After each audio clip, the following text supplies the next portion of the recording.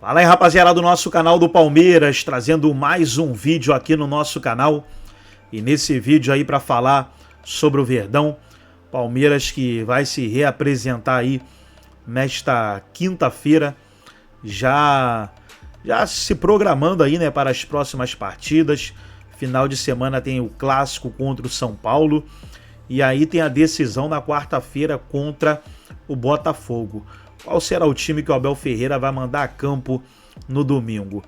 O jornalista estará trazendo aí as notícias direto do CT do Alviverde. Antes de soltar o vídeo, quero convidar você que ainda não é inscrito no nosso canal, se inscreva, ativa o sininho das notificações para você não perder nada. Tudo do Palmeiras, tudo do Verdão, você encontra aqui no nosso canal. Nos segue lá também no Instagram, link na descrição do vídeo. Vamos aí para as notícias e daqui a pouco nós estaremos de volta. Vlad, dessa derrota do Palmeiras na Libertadores. Bom dia, Mari. Um grande abraço para você, para o pessoal do estúdio, também para os fãs de esportes. Uma sensação bastante ruim. O Palmeiras perdeu a partida para o Botafogo, mas aquele sentimento de que talvez poderia ter sido ainda pior em função das chances que o Botafogo criou, poderia ter feito mais gols e saído com uma desvantagem ainda maior lá do Newton Santos. O Palmeiras, que não tem um bom retrospecto como visitante, já são 8 jogos seguidos sem vitórias fora de casa, são apenas 3 empates e 5 derrotas. O Abel Ferreira fez diversos elogios à equipe do Botafogo, disse que a equipe do Botafogo é melhor em 2024 do que era em 2023. Também falou muito a respeito do Thiago Almada, também do Igor Jesus e também do Luiz Henrique, jogadores que fizeram bastante diferença ontem na partida. E ele garantiu, junto com os jogadores, que a volta será diferente, que no Allianz Parque Palmeiras tem mais força e pode conquistar essa classificação. Lembrando que ele começou a partida com o Rony e o Flaco Lopes no ataque, que depois colocou o Estevão e também o Felipe Anderson. Pode ser uma mudança em relação no jogo de volta, talvez ele precise fazer uma equipe um pouco diferente em relação a que perdeu no estádio Newton Santos. Lembrando que o Palmeiras hoje está de folga, voltou ontem à noite mesmo do Rio de Janeiro. Hoje os jogadores estão descansando e vão se preparar para o clássico no final de semana contra o São Paulo. O Abel Ferreira deve poupar vários titulares, principalmente visando esse jogo de volta contra o Botafogo. Não vai ter o Murilo, que está suspenso, e também o Dudu, que sentiu dores, deve ficar cerca de um mês fora dos gramados. Volto com você, Mari. A gente tem na tela, Vlad, obrigada pelas informações, a diferença, então, separando por tempos, né, a partida, Botafogo e Palmeiras. No primeiro tempo, o Botafogo foi melhor em posse de bola, finalizações até fica equilibrado, e o Palmeiras até com mais finalizações certas. Só que o Botafogo, Marra, tem 12 ações na área rival. É muita coisa. Já no segundo tempo, a coisa equilibra. Em termos de posse de bola, o Palmeiras passa a ter mais, o Botafogo até finaliza mais e finalização certa também, e aí o Palmeiras consegue pisar mais na área do Botafogo. Foram 2 tempos distintos, assim, porque assim, pra mim o primeiro tempo foi muito do Botafogo e o Palmeiras só equilibrou no segundo. Foram 2 tempos distintos, mas o tempo distinto do Botafogo foi bem melhor que o tempo distinto do Palmeiras, vai. A bola boa do Botafogo, ela sai de diversos lugares. Sai pelo lado, sai por dentro, sai com zagueiro, sai com volante. É um time que se movimenta muito. O Palmeiras teve muita dificuldade em achar nas perseguições individuais a marcação perfeita que não cedesse espaço. Porque, vamos lá, se o Aníbal Moreno saía para perseguir o Marlon Freitas, de certa forma era o Veiga que ficava mais distante de uma área em que ele é mais produtivo e ficava mais perto de uma área em que ele é obrigado a ir para o choque, para o combate, a funcionar como um volante. Tinha hora que ele estava como um segundo volante mesmo, né? Era Aníbal e ele, né, no meio de campo. Eu acho que sim, até o Jean falou sobre isso ontem no Linha de Passe, e é muita verdade. Assim, o confronto, o Botafogo tem desfalques. O Júnior Santos não está jogando. Assim, é um jogador que é artilheiro da Libertadores. É muito importante. Mas o confronto... Eduardo. Sim, eu peguei um para... Mas se, por exemplo, se o Palmeiras pudesse contar com o melhor do Zé Rafael, o Palmeiras poderia estar mais forte. Mas o Zé Rafael ficou no banco ontem. Até nas mudanças, você pensa assim, ele vai entrar. Não, assim, ele não está podendo contar com esse jogador no melhor que ele já apresentou. E é bem diferente você pensar no Veiga tendo que sair para fazer alguma cobertura, tendo que sair, ou até ficar numa posição de volante, e o Zé Rafael, que consegue fazer as duas coisas muito bem, né? Chegar ao ataque, era um 10 antigamente, mas especialmente ser um 5, um 8, um volante mais protetor. Mas o Botafogo não tem absolutamente nada a ver com isso. É o famoso cada um com seus problemas. E o Botafogo faz o jogo muito bem feito. O Abel, na entrevista coletiva, ele fala, mais de uma vez, sobre a dificuldade que o 9 ou os 9, os atacantes, tiveram para levar perigo, para segurar a bola no ataque. Por isso, eu acho que o próximo jogo, se tiver 9, é um só. Acho que já foi muito boa a entrada do Estevão. E o Estevão é um jogador que desequilibra. Ele pode fazer gol a qualquer momento. Ele é muito bom jogador. E acho que ele vai estar em campo, mas com um ou com outro. Ou o Rony, ou o Flaco, ou talvez nenhum, mesmo precisando fazer gol. Mas eu acho que vai ter mudança no Palmeiras na semana que vem. É que o primeiro tempo do Botafogo foi exatamente assim, o que a gente conhece do Botafogo, né, Prates? De intensidade, de velocidade. Aquela primeira bola do Luiz Henrique, que vem pelo alto e ele ganha na corrida, é uma coisa espetacular, assim. Ele sai muito atrás do Parece que ele Murilo, está numa rotação completamente diferente, não só dos jogadores do Palmeiras, mas do que a gente vê dos jogadores do Brasileirão, E é como isso, um todo. que a bola sai de qualquer lugar. De qualquer Sai lugar. do zagueiro, do volante, do...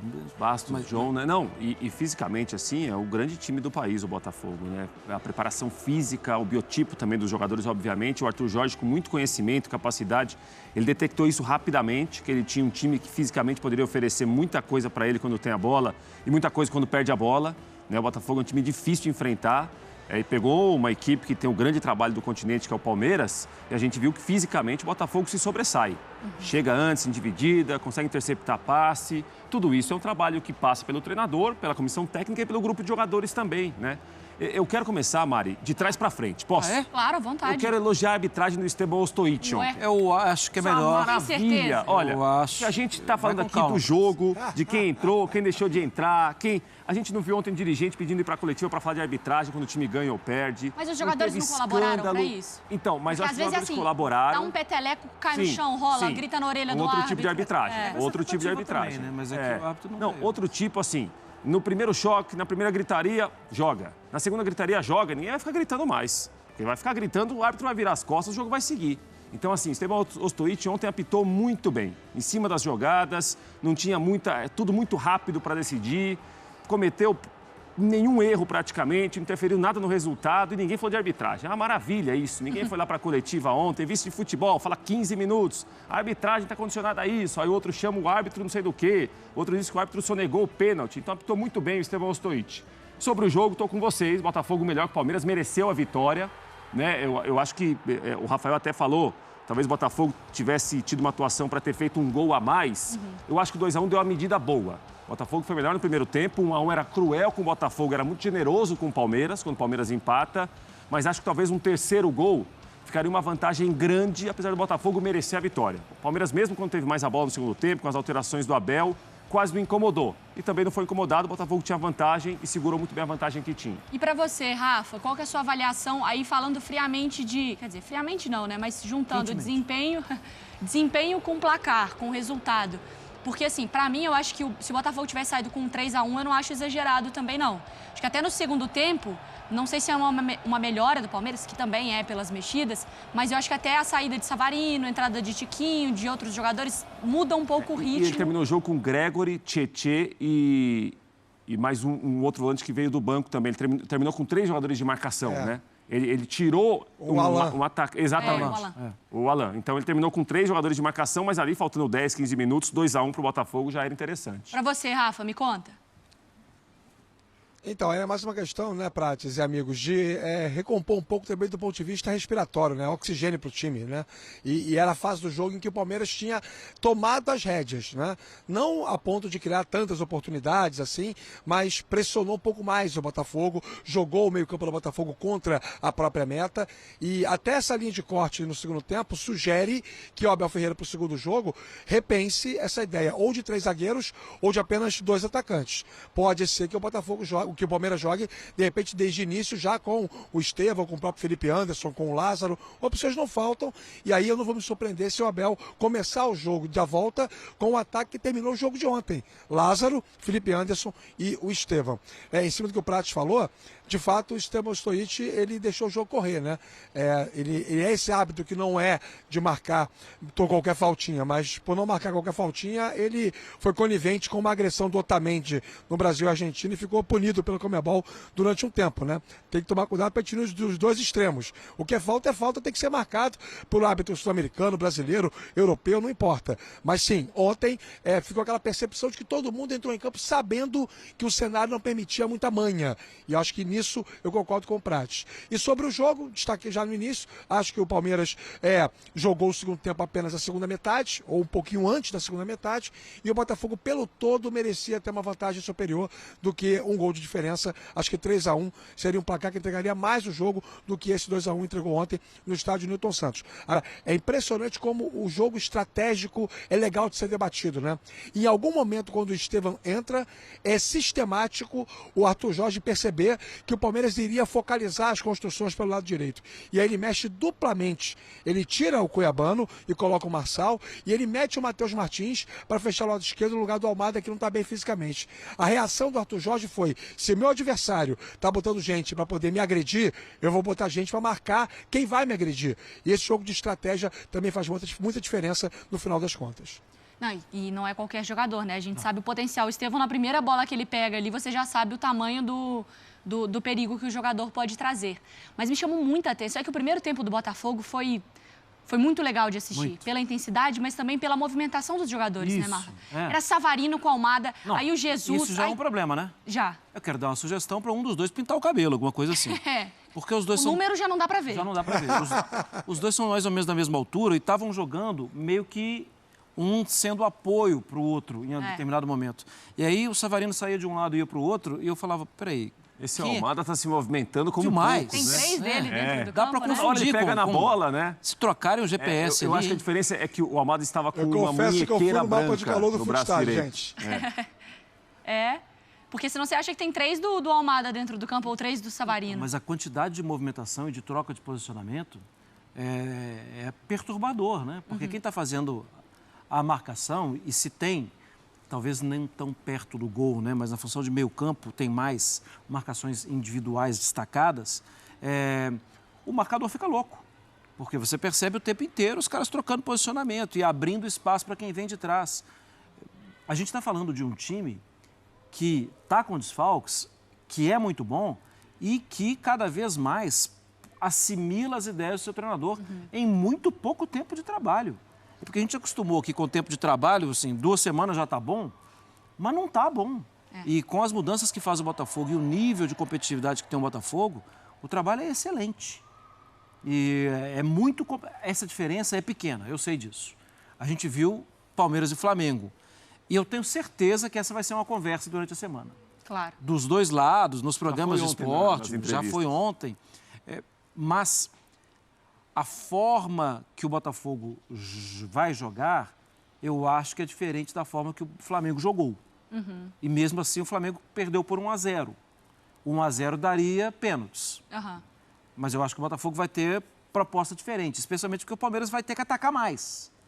E com essa quantidade de jogador bom, e com velocidade e decisivo, é jogaço, é fria. A gente vai projetar ainda, a gente tem 2 conversas sobre Botafogo e Palmeiras e a gente vai projetar também já o jogo de volta. A gente elogiou muito a parte da movimentação dos jogadores do Botafogo. Os jogadores de defesa foram questionados também do Palmeiras, né? Eu acho que a atuação do Murilo chama a atenção negativamente. Assim, Mari, o Palmeiras tem um tipo de marcação, né, que os defensores, eles têm uma exigência de acompanhar individualmente os adversários, né?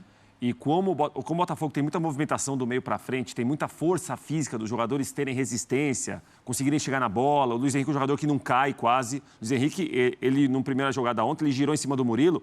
O Murilo foi para fazer a falta, tomou a pancada do Luiz Henrique e continuou na jogada. O Jesus também, quando ele faz o giro, tem jogador que na Jogadores primeira puxada no ombro ia rodopiar e cai no chão. Muito fortes, né? E se destacou assim, chamou muito a atenção pelo tanto que jogou o Luiz Henrique e por essa situação do Murilo, às vezes, sair à frente, chegar depois, no mano a mano ser driblado pelo Luiz Henrique. O Murilo é um zagueiro de muito boa recuperação. Não é comum. Ele é muito bom zagueiro. E não é normal a gente observar o que observamos ontem, né?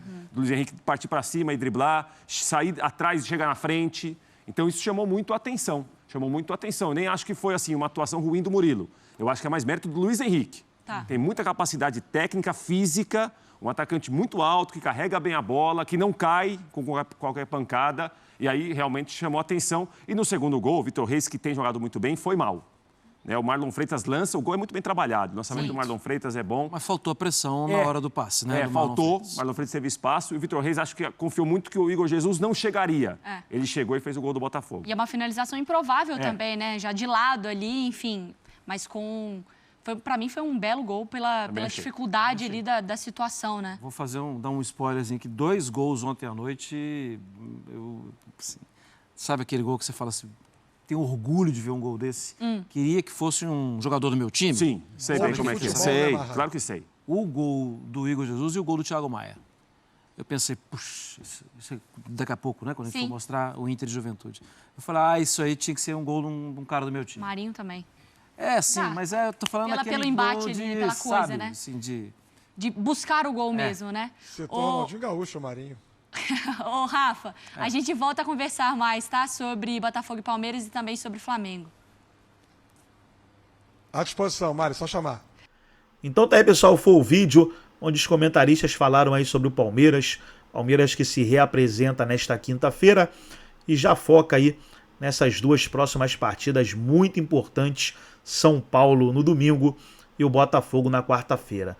Gostou do vídeo? Deixa o seu like, se inscreva no canal, ativa o sininho das notificações, me segue lá no Instagram, link na descrição do vídeo. Forte abraço a todos e até o nosso próximo vídeo aqui no nosso canal do Palmeiras.